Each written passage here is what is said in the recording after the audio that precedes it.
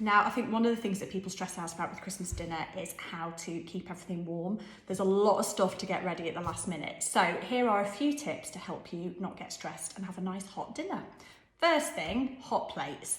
If you have a hot plate, it will keep the food a lot hotter. Now, if you've got a big stack of people coming, you might have a big stack of plates. So the best ways to keep them warm or get them warm are: one, put them in the microwave, as long as they haven't got a metal trim on them. So put a stack of plates in the microwave for a few minutes and they'll get really hot. You might have to move the stack around just to make sure they get hot all the way through.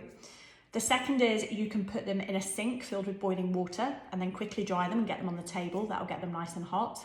Obviously, if you've got a warming drawer, you can use that. I'm guessing you might be using that for food. And then the final one, which is a very Manchester one, is hot gravy. Some people might have a gravy jug that size. If you're in Manchester, you'll probably have one this big. If your gravy is piping hot, it doesn't matter if your food's a bit cold because the hot gravy will warm everything up. So I always have my gravy in a pan on the hob until everything else has been served and bring that in right at the last minute. The other thing is put boiling water in your jug before you put the gravy in, and then your jug is nice and hot and it won't bring the temperature of the gravy down. If you're struggling for hob space, you could keep your gravy warm in a thermos flask or in a slow cooker.